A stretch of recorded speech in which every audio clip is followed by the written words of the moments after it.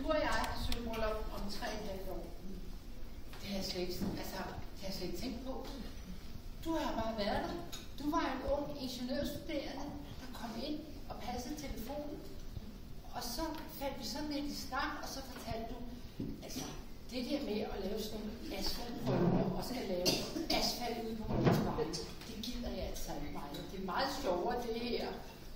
Og så er du blevet hængende på det her. Og er det om 3 år, af 25 år, at vi skal holde sølvbryllup? Er der nogen, du og jeg skal holde sølvbryllup med, så er det John, og så er det Kurt. Kurt kom ind i mit liv for 10 år siden. Det har du fuldt på nærmeste hold. Så vi holder sølvbryllup om 3 år, så tror jeg bliver på det her i de 3 år. Det lover jeg dig. Tak. Tak. Kære familie, tak for jeres sang. Der er 3 billeder på den sang fra min familie. Et, hvor jeg står med et kamera i hånden. Det er nok meget betegnende for mig. Fordi jeg fotograferer, og så er der nogen, der siger, skal vi lige tage billeder nu? Og så sådan 2, 3, 4, 5 et år, måske senere, så er der et eller andet arrangement, og så får jeg lavet nogle kopier, og så siger jeg, hvor var det hyggeligt for et par måneder siden, sådan og sådan. Det mindste billede på den sang fra min familie, det kræver altså en lille forklaring. Det er et par år, et år efter, at mor døde. Der var livet meget svært for os alle sammen.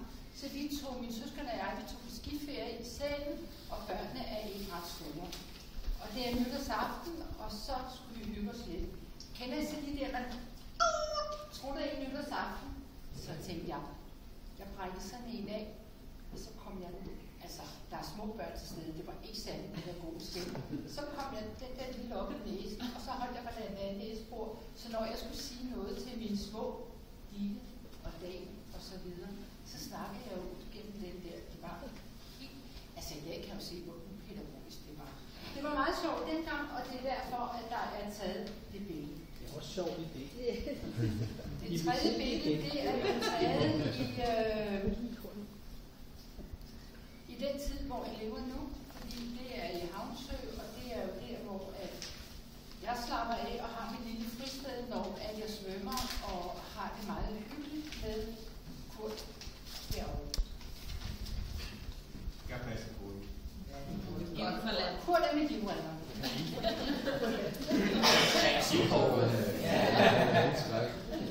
Kære Sara, det er blevet vist i min øsnegle, at du selv har været forfatter til sangen. Tak. Der er jo 3 billeder. Det ene er fra din konfirmation. Det andet er fra vores officielle bryllup. Og det tredje, det er faktisk taget inde på, vi har mange kulturland aften sammen. Det tredje billede, det er faktisk taget, hvor der var nogle iskulturer inde foran Christiansborg. Ja. Så der har vi haft mange kulturlande sammen der. Jeg tror, vi genoptager det lidt fra gensættelse. Vi var et år på Dammentager, hvor vi var kakao og man kan opleve mange ting i København, når at det er kulturnat, og jeg tror, vi skal opleve nogle nye ting til det. Du skal have tak for din sang, og det er din søster, der læser kulturbog, men vi laver kulturnat til for. Er vi enige om det sammen? Ja. Det er dejligt. Kære Gud, tak for jeres søde ord med ryggenklubben. Vi udsætter lidt for år. Jeg sad sådan og tænkte på jeres meget søde ord, at skal vi ikke lave sådan en 60'er-klub? Vi kan lave en skal vi ikke lave sådan en 60'er et år om året? Vi gør det nu, altså. Ja, cool. Jeg skal lave en dispensation. Jeg tænkte på, at Kurt skal læse om på dispensation. Men at vi skal tage en, vi skal lave Hans, Kurt og Marie. Tak for jeres søde ord. Jeg synes, vi skal lave en lille 60'er-klub. 5 plus 1 på dispensation. 30 år. Ja.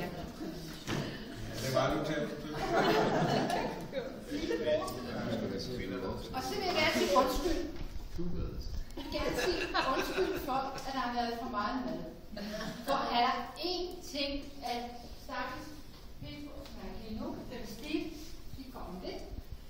Hver gang jeg har ude, så skal jeg rigeligt. Og jeg kan godt lide tapas og sådan nogle små retter til forret. Og jeg må sige, at Petro har taget mig på ordet. Hold op. Men det er min skyld. Det er min skyld, der er så meget mad, fordi jeg har været så bekymret for, at der ikke skulle være nok, fordi jeg plejer jo at have styr på det selv. Vibeke og jeg, vi er så gode til at lave produktionsplaner, og og lige pludselig så lægger man ud til andre, og så siger man, der skal være rigeligt. Der har været rigeligt. Nu har I været, det var en dejlig aften.